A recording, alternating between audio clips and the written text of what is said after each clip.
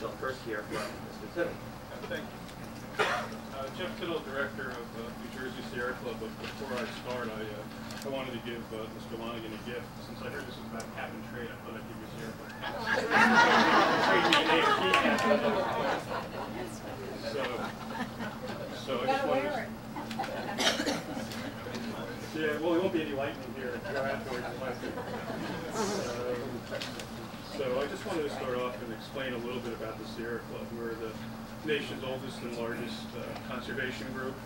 We have about 1.2 million members and supporters in the United States and about 20,000 here in the state of New Jersey. We're made up of local, state, and national activists on the environment. We have 11 local groups in New Jersey. We have a group here in Bergen County, the North Jersey group, and we have 10 others around the state.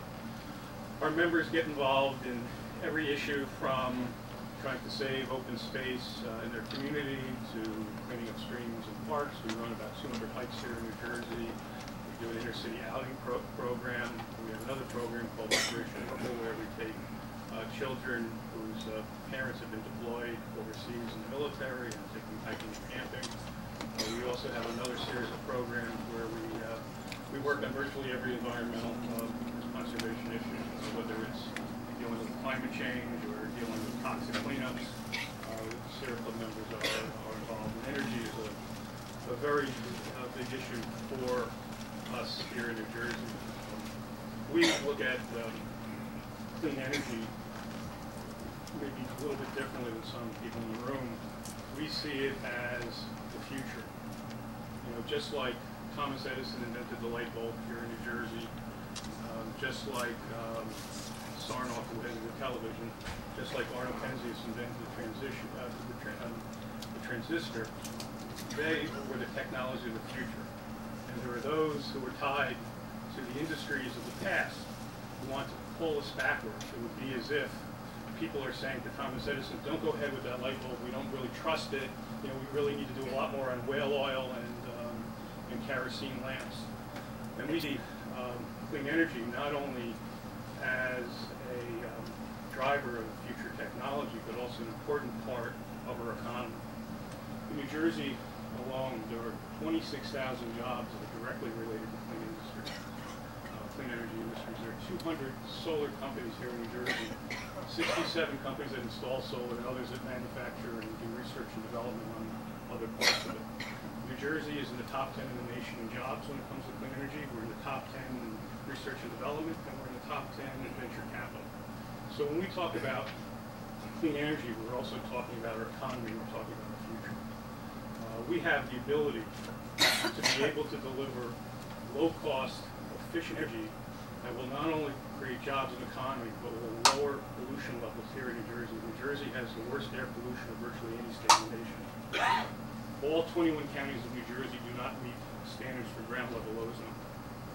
We have a tremendous amount of pollution. A lot of it comes from the Midwest, from power plants, about a third. A lot of it is generated here as well. And clean energy is one of those ways to help not only drive our economy, but to lower our pollution levels. And energy efficiency being probably one of the bigger breakthroughs that we have, because for every dollar that's invested in energy efficiency residentially, you get back $4. For every dollar that's invested in energy efficiency in the company, you get back 16. So it actually pays for itself. And what we're seeing is these technological breakthroughs in energy, where large-scale solar is now becoming cost-effective in construction. We're talking about 20 megawatts versus dealing with fixed power plants.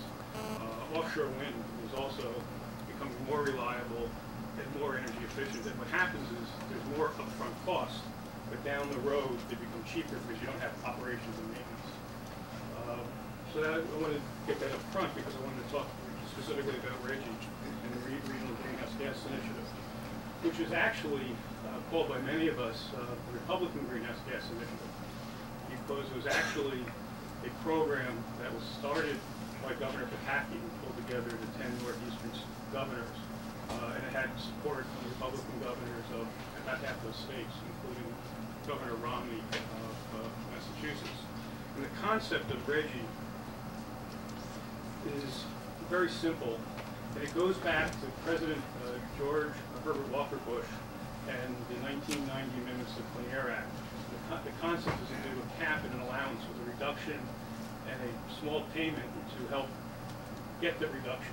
The person who actually designed that system was a guy by the name of Bob Grady, who used to work for President Bush, who designed what's called the Open Market Emissions Trading System, which worked to reduce sulfur dioxide to prevent acid rain from destroying lakes here in the Northeast. And it worked, and it cost less than 3% on the average electric bill, and it actually worked. And for those that don't know, Bob Grady is also head of Governor Christie's Council on Economic Advisors. The reason I wanted to bring that up is because I think it's kind of important to understand where it comes from.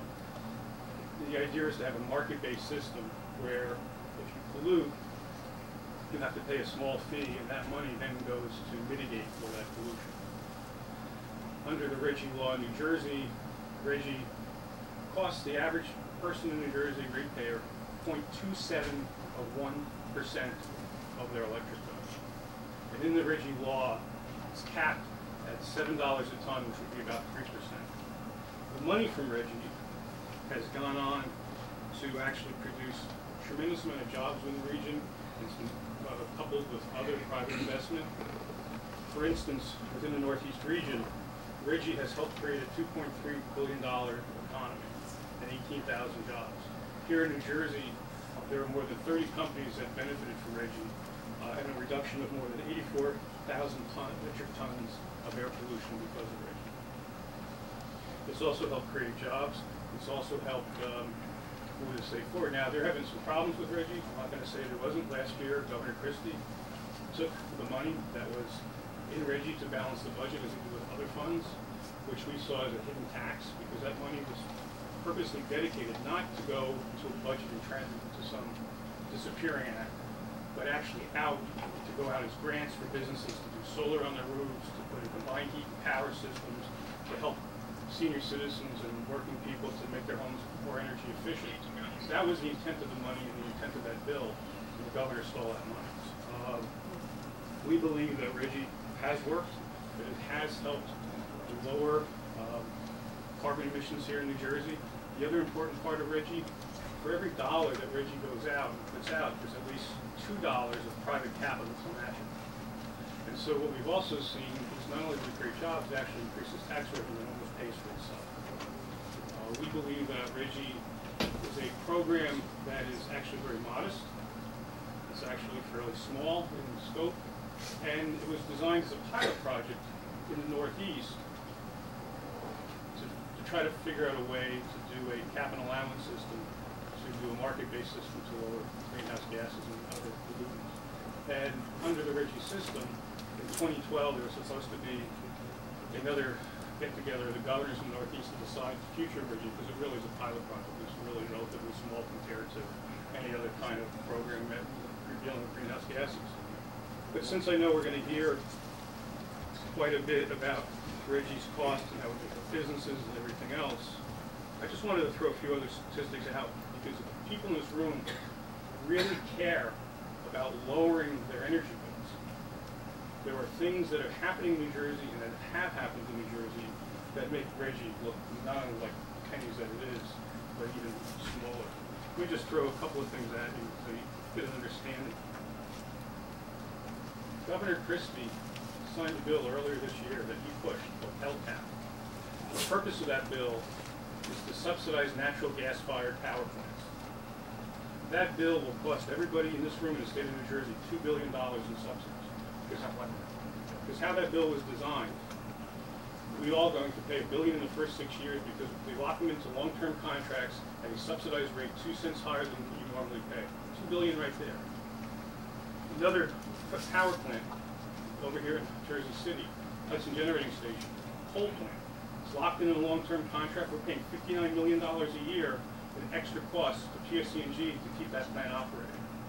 The Roseland Susquehanna power line, $800 million to bring dirty power from Pennsylvania so that PSC&G can sell its power from the Richfield Generating Station to New York City at a higher rate than the New Jersey residents. Something called stranded assets, where we pay $3 billion for the debts of the utilities in New Jersey for bad investment or bad decisions that they've made. Another $2 billion that we're paying utilities on, plants are making money on, to close nuclear power plants when they get old. When you add up all the subsidies that we're paying out of our pocket to the utilities in New Jersey, it's over $10 billion. That is the biggest waster of our money, and the biggest thing that hurts citizens and ratepayers in New Jersey and chases businesses from New Jersey. RGGI helps businesses. Those subsidies drive them out of New Jersey. Thank you.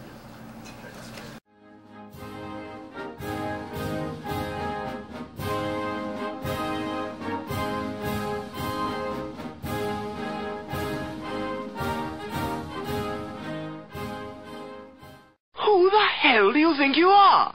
Move it a little bit to the right.